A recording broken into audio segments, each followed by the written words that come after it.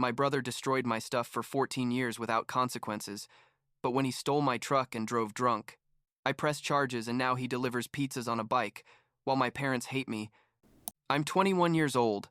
I work in construction since I finished high school, and I need to tell this story because finally, after years of bullshit, things turned out the way they should have been from the beginning. My brother Mike, who's a year older than me, basically ruined my childhood and adolescence, and my parents never, ever, did anything about it. But well, I guess I should start from the beginning so you understand why what happened a few months ago was so satisfying. Since we were kids, Mike was the golden child, the one who could do whatever he wanted without consequences. I was like 7 years old when he started destroying my stuff. And when I say destroying, I don't mean normal accidents between siblings. I mean, he would literally grab my toys and break them just because. I had this remote control truck that my grandmother had given me. You remember those that looked like monster trucks? And Mike grabbed it one day and smashed it against the wall until it was in pieces.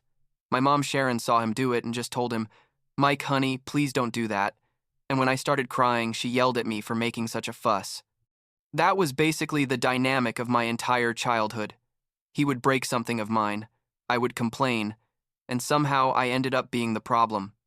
My dad, Doug, wasn't any better, honestly. He always supported whatever my mom said, like he never defended me, not even once.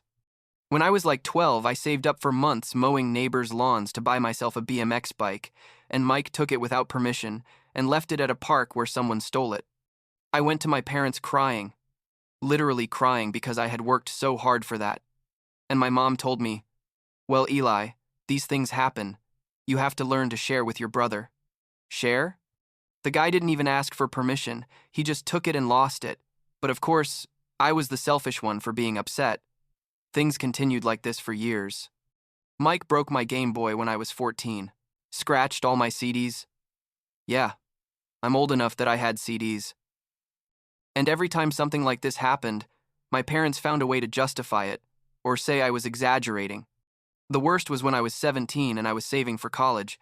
I had like $1,200 saved in my room because I didn't have a bank account yet. And Mike found the money and spent $300 on I don't know what shit. When I confronted him, he literally told me, "Oh well, bro, I needed money too." And my parents said I should have kept my money better, that it was my fault for leaving it where he could find it. Can you believe it? It was my room, in my house. And somehow I was to blame for him stealing my money. The breaking point, the moment I decided I couldn't take that house anymore, was when I was 18. I had just started community college. I was taking business classes because I thought maybe I could start my own construction company, someday.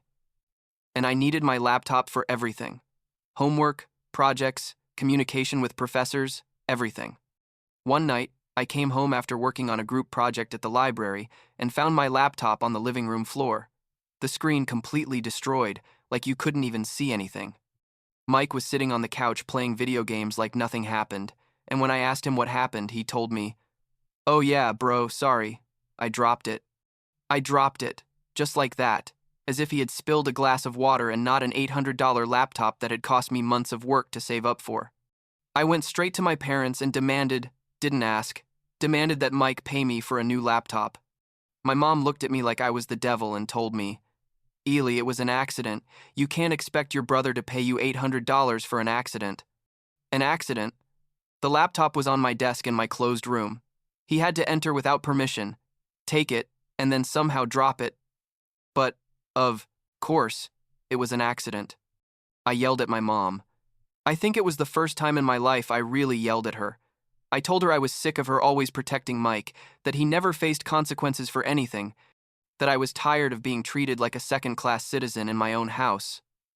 My dad got involved and told me to calm down, that I was being dramatic, that material things can be replaced. Yeah, Dad, they can be replaced. With money I didn't have because Mike had just destroyed something that cost me literally all my saved money. That night, I called my Uncle Frank, my mom's older brother, and told him everything. Uncle Frank was always the only adult in my life who really listened to me, He was a retired cop, tough but fair type, and he never had kids of his own, so I think he saw me kind of as his son. I told him everything that had happened over the years. All the things Mike had broken, the money he had stolen, how my parents always defended him. Uncle Frank was quiet for a moment and then told me, "Eli, pack your most important things and come live with me. You don't have to put up with that." And that's what I did. Literally, that same night, I packed all my clothes, my books, what little I had left that Mike hadn't destroyed, and I left. My parents didn't even try to stop me. My mom just said, "Well, if you want to leave and be ungrateful, go ahead." Living with Uncle Frank completely changed my life. Seriously. He had this small but cozy house like 30 minutes from where my parents lived, and he gave me the guest room he used to store boxes and old stuff. We cleaned it together one weekend, painted the walls, got some used but good furniture, and for the first time in my life I felt like I had my own space, where no one was going to come in without permission and destroy my things. Uncle Frank didn't charge me rent, but I insisted on helping with expenses, so I gave him like $200 a month for food and utilities, and he accepted. Although I know he didn't need the money, I think he did it more so I would feel like I was contributing. 6 months after moving in, right before I turned 19, Uncle Frank surprised me one day when I got home from work. He was standing in the driveway with the keys to his Ford phone 150 inches his hand. It was a 2008 truck, dark blue, with some dents and scratches, but it worked perfectly. He told me, "Eli, this truck has been with me for 10 years, but I don't need it as much as you do. It's yours if you want it." I almost started crying right there, like I literally felt my eyes filling with tears. I asked him if he was sure, and he just smiled and said, "More sure than ever, kid. Just promise me you'll take care of it." And I did. That truck became my most prized possession. I washed it every week, did regular maintenance, changed the oil on time, everything. It was more than just a vehicle. It was my independence, my freedom, proof that someone in my family really valued me for the next 2 years. Things were good, let's say. I kept studying, working, living my life. I saw my parents occasionally at family dinners or holidays, but the relationship was tense, superficial. Mike was still the same. He had gone to college but dropped out after a year because according to him it wasn't for him. So he lived with my parents without paying rent, without working consistently, basically being supported. My parents justified it by saying he was finding his way, that he needed time to figure out what he wanted to do with his life. Mike had a car that my parents had bought him when he turned 18, a used but decent Honda Civic, and he wrecked it in less than a year, driving like an idiot. My parents bought him another one, a Toyota Corolla, and that one lasted like 6 months before he crashed it into a pole because he was texting while driving. The third car, I don't remember exactly what it was. I think it was a Nissan Sentra or something like that. He sold it without my parents' permission to pay off online sports betting debts. Yeah, the guy had gambling problems too. Of course he did. After that, my parents refused to buy him another car, which was literally the first time in his life they said no to something. Mike started begging, pleading, promising he would be different, but even my parents had a limit apparently. The problem was that Mike needed a car for the part-time job he had finally gotten at a warehouse, and that's where my real nightmare began. My mom called me like a week after Mike lost his third car and asked me, super casual, "Hey Eli, your Uncle Frank gave you that truck, right?" And I knew exactly where that was going, so I told her, "Yeah, Mom, it's my truck, why?" She started with this long speech about how Mike needed transportation to get to work, how he was really trying to improve his life, how it would be just temporary until he saved up for his own car, and if I could lend him my truck, just to go to work. I told her no, absolutely not. I explained that the truck was my only means of transportation, that I needed it for my construction job, that I didn't trust Mike to take care of it after how he had treated everything else in his life. My mom got upset, told me I was being selfish, that Mike was my brother and family helps each other. Family helps each other. That's rich coming from someone who never helped me when Mike was destroying my stuff for years. I hung up on her, literally just pressed the red button and stopped answering her calls for like 2 weeks. My dad also tried to call me, left voicemails saying they just wanted to talk, that I was being immature, but I didn't give in. That truck was mine. I had earned it by being a good nephew to Uncle Frank, and there was no way I was lending it to Mike. I thought that would be the end of it, that eventually my parents would accept I wasn't going to lend my truck and look for another solution. But no, Mike decided to take matters into his own hands. Turns out that when I lived at my parents' house, they had a copy of all my keys, in case of an emergency or whatever. And even though I had taken my keys when I moved out, those copies were still in some drawer in my parents' kitchen. One day, I think it was a Tuesday afternoon, I was at a construction site working, and my truck was parked in Uncle Frank's driveway because that day I had arrived with a coworker. When I got there around 6 in the evening, the truck wasn't there. I panicked, thought it had been stolen, called the police and everything. I was filling out the report when Mike sent me a message, super casual, that said, "Hey bro, borrowed your truck to go to work. I'll have it back tonight." I almost threw my phone against the wall, like my vision literally turned red with rage. I replied, "I didn't give you permission to take my truck. Bring it back right now, or I'm calling the police and reporting a theft." He responded with a laughing emoji and said, "Relax. Bro, it's just for today. Mom gave me the keys." I called my mom immediately and yelled at her, told her how dare she give my truck keys to Mike without my permission, that was basically theft, that I was calling the police. She got defensive, told me I was exaggerating as always, that Mike only needed it for one day, that he would return it. I told her I didn't care, that those keys weren't hers to give, that the truck wasn't hers to lend, and that if Mike didn't bring it back in 30 minutes, I was going to press charges. Mike brought the truck back like 2 hours later, and when I saw it, I wanted to cry. The interior was full of trash. There were empty beer cans. Yeah, he had been drinking. The driver's seat had a big stain of something that looked like sauce or ketchup, and it smelled horrible, like cigarettes and rotten food. Plus, there was a new dent in the rear bumper that definitely wasn't there before. Mike got out of the truck with a stupid smile on his face and told me, "There you go, bro, all in one piece. Good as new." Good as new? I pointed out the dent, the trash, the stains, and he just shrugged and said, "Don't stress so much about little things, Eli. The truck runs fine." I had to use all my self-control not to punch him right there, seriously. After that, I changed the locks on my truck.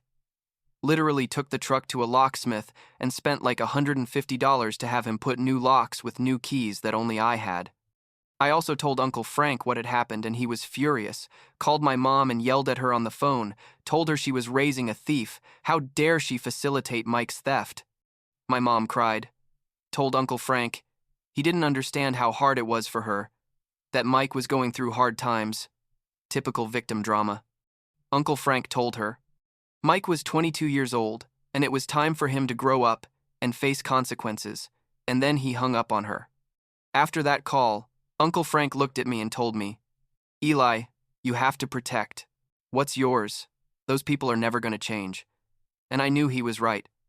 The months went by and things calmed down a bit, or at least that's what I thought. I still saw my parents occasionally, but the tension was palpable.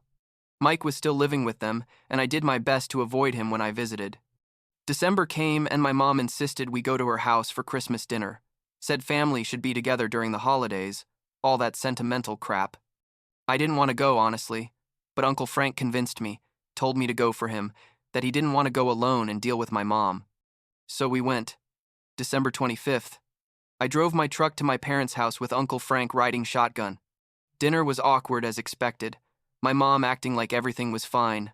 My dad making bad jokes trying to lighten the mood. Mike on his phone half the time ignoring everyone. After dinner, my mom brought out gifts, small things, nothing special.